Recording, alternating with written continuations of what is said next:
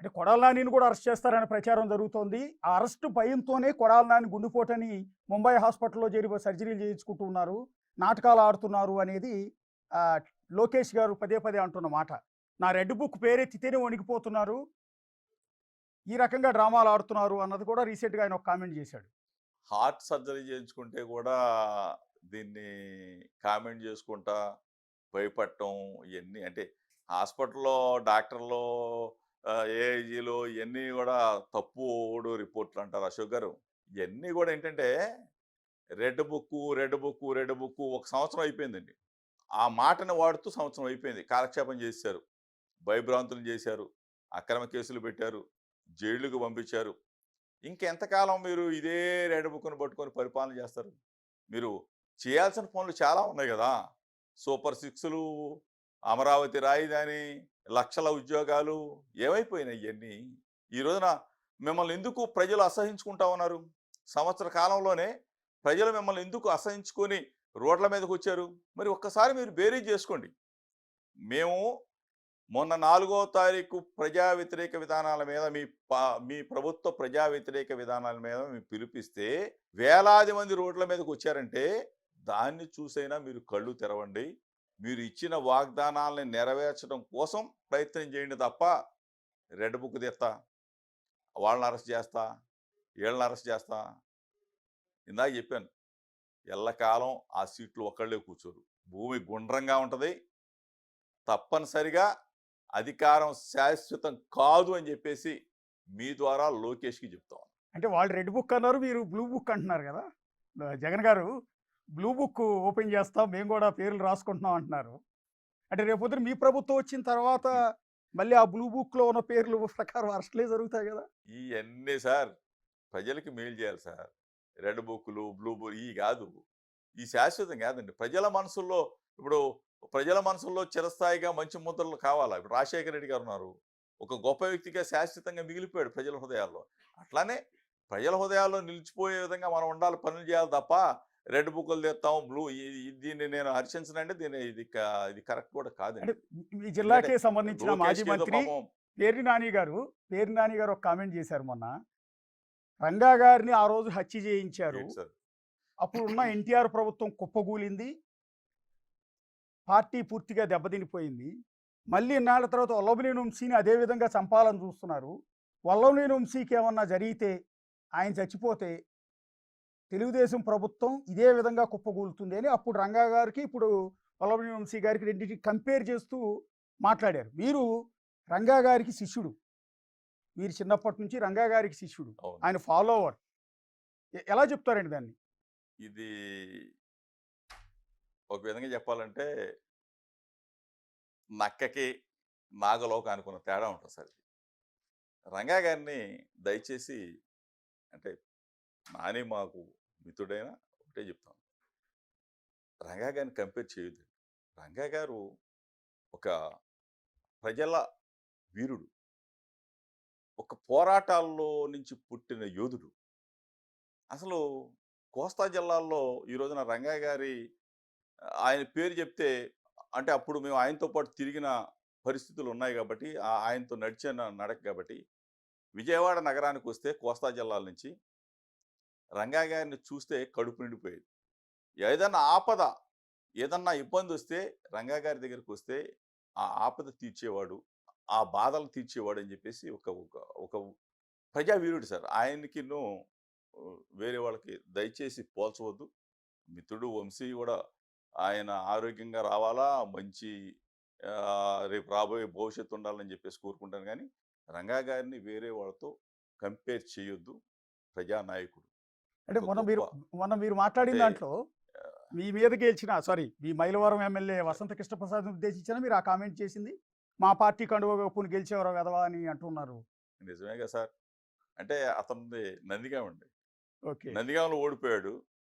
మైలవరం తీసుకొచ్చి మా లీడర్ మా జగనన్న సీటిచ్చి, మాకు గుర్తిచ్చి ఫ్యాన్ గుర్తిస్తే గెలిచాడు. గెలిచిన తర్వాత ఈ మధ్య నేనెప్పుడో చూసా. ఆహ్, కుక్కలో ఏదో అంట. ఏదో భాష ఏదో మాట్లాడినట్టున్నాడు.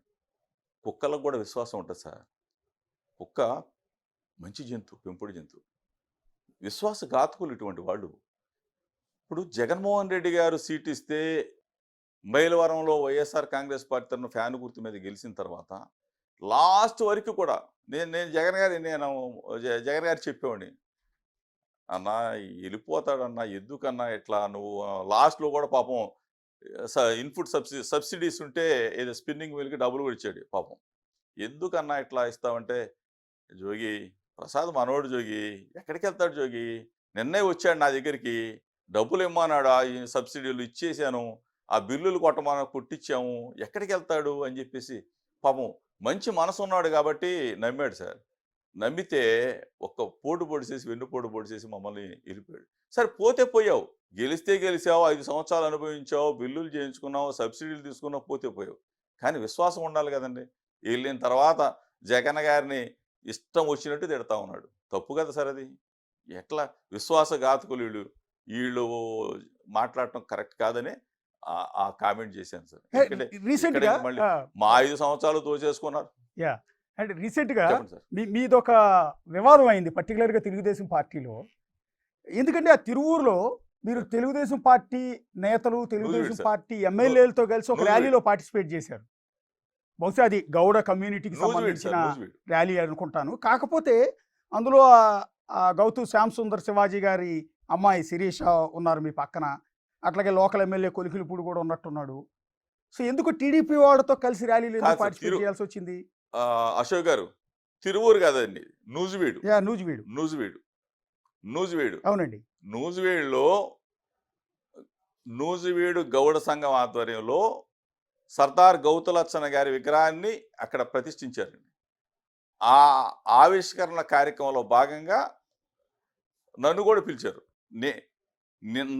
నాతో పాటు శిరీష్ గారు, శిరీషమ్మ, కొనకళ్ళ నారాయణ గారు, అక్కడ పార్థసారథి గారు, మంత్రి గారు, ఎస్ అందరం కూడా కలిసి అక్కడికి వచ్చాం. ఆ క్రమంలోనే పాపం మంత్రి పార్థసారథి గారితో తప్పు అయిందని 2 సార్లు క్షమాపణ చెప్పించుకున్నారు. కొనకళ్ళ నారాయణ గారితో 2 సార్లు క్షమాపణ చెప్పించుకున్నారు. గౌతు లచ్చన్న గారి మనవరాలు పాపం విగ్రహావిష్కరణకు వచ్చిన శిరీషమ్మతో 2 సార్లు తప్పు అయిందని చెప్పించుకున్నారు. అంటే అక్కడ ఆ వేదిక మీద నేను ఒక మాట మాట్లాడా. అదే వీళ్ళకి భయం కలిగించింది. ఎందుకంటే సర్దార్ గౌతు లచ్చన్న గారి శత జయంతి ఉత్సవాలని ఉమ్మడి రాష్ట్రంలో హైదరాబాద్ నడిబొడ్డులో రవీంద్ర భారతిలో ఆ కార్యక్రమాన్ని ఏర్పాటు చేసింది ఆనాటి ముఖ్యమంత్రి డాక్టర్ వైఎస్ రాజశేఖర రెడ్డి గారు అని చెప్పేసి నేను ఆ సభలో చెప్తే జనమంతా కూడా హర్షధ్వానాలు చేశారు. పాపం ఆ మాటకి జీర్ణించుకోలేక వీళ్ళందరితో కూడా తప్పైందని చెప్పించారు. ఏం పాపం చేశారని చెప్పేసి వీళ్ళు క్షమాపణ చెప్పారు నాకైతే తెలియదండి. అది నాకు కూడా ఒక బీసీ వ్యక్తిగా నాకైతే వాళ్ళని చూసి జాలేసింది, బాధ కలిగింది. అంటే టీడీపీలో ఏం ప్రచారం జరిగింది అంటే, టీడీపీ కావచ్చు కూటమి 3 పార్టీల్లో కూడా ఏం డిస్కషన్ జరిగింది అంటే, కేసులకు భయపడి మిమ్మల్ని అరెస్ట్ చేస్తారని భయపడి తెలుగుదేశం పార్టీలో చేరేందుకు జోగి రమేష్ విశ్వ ప్రయత్నాలు చేశారు, అందులో భాగంగానే ఇలా కలిసి ర్యాలీలో పాల్గొన్నారు అనేది ఒక డిస్కషన్. అది ఆరోపణ అయి ఉండొచ్చు. దానికి కూడా చెప్తాను అశోక్ గారు, అది పార్టీకి సంబంధించిన ర్యాలీ కాదు, గౌడ సంఘానికి సంబంధించిన ర్యాలీ. ఆ ర్యాలీలో మా గౌడ కులస్తులకు సంబంధించిన జెండాలు తప్ప తెలుగుదేశం పార్టీకి సంబంధించిన జెండాలు లేవు. ఒకవేళ నేను ఆ పార్టీలో చేరాలి అని అంటే, నేను కేసులకు భయపడాలి అంటే, ఆ రోజున నిండు సభలో రాజశేఖర రెడ్డి గారి గురించి నేను చెప్పను. రాజశేఖర రెడ్డి గారి గురించి నేను చెప్పాను కాబట్టే ఈడ 3 చేత క్షమాపణ చెప్పించుకున్నారు. తప్పైంది ఆ కార్యక్రమంలో పాల్గొనడం అని చెప్పేసి ఆ రోజు లోకేష్ సీరియస్ అయిన మాట వాస్తవం, మీరు కూడా చూసే ఉంటారు. అంటే నేను పాల్గొంటే నాకున్న ప్రజాదరణ, అంటే నా కులంలో అవ్వచ్చు, నా సంఘంలో అవ్వచ్చు, నా బీసీ కులం, నాకున్న ప్రజాదరణ వాళ్ళకి లేదని చెప్పేసి భయపడి క్షమాపణ చెప్పించుకున్నారు. నాకైతే తెలియదు. Yes sir. ఒకటి కన్క్లూడ్ చేసే ముందు, మీ పార్టీలో నంబర్ 2గా ఉన్న చెప్పండి సార్. విజయసాయి రెడ్డి గారు జగన్ గారిని వదిలి, పార్టీని వదిలి కంప్లీట్ నేను వ్యవసాయం చేసుకుంటానని వెళ్ళిపోయారు. అదేమంటే మొన్న రీసెంట్గా చేసిన కామెంట్ ఏంటంటే, నన్ను ఆ జగన్ గారి చుట్టూ ఉన్న ఒక కోటరీ నన్ను అవమానించింది, నన్ను 2వ స్థానం నుంచి 2000 స్థానానికి పడేశారు.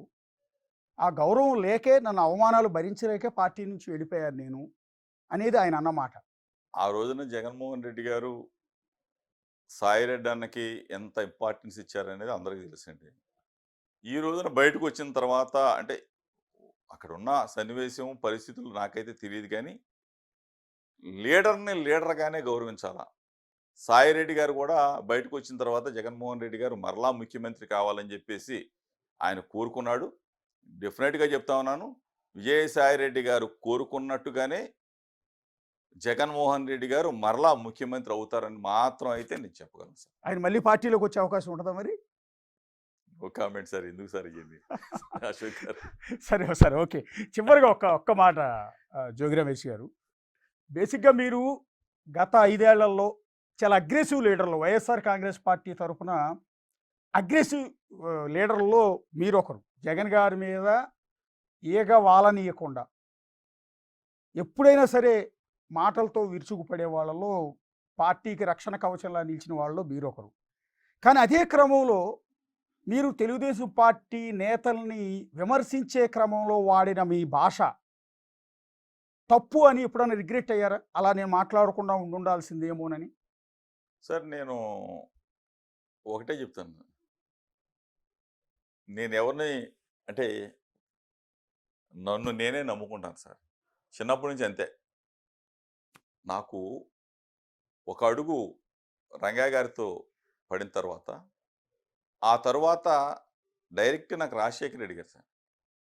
నేనెవరిని నమ్ముకోను, ఎవరి మీద ఆశ పెట్టుకోను. నా నమ్మకమే ఈ మీరు చూసుంటారు నా వ్యక్తిగత నేను అడుగుపెట్టిన తర్వాత యువజన కాంగ్రెసు జిల్లా మొత్తం కూడా ఏ విధంగా అయితే నేను రాజశేఖర రెడ్డి గారు ప్రతిపక్షంలో ఉన్నప్పుడు ఆయన పాదయాత్రలు అవ్వచ్చు లేకపోతే ఇంకోటి 100కి 100 పాళ్ళు చెప్తా ఉన్నాను. తెలుగుదేశం పార్టీ జగన్మోహన్ రెడ్డి గారి పట్ల ఎప్పుడైనా సరే ఏ విధంగా అయినా సరే స్పందిస్తే మాత్రం 100కి 100 పాళ్ళు జగనన్నకి రక్షణ కవచంలాగా జోగి రమేష్ ఎప్పుడు ఉంటాడు. థ్యాంక్ యూ జోగి రమేష్ గారు.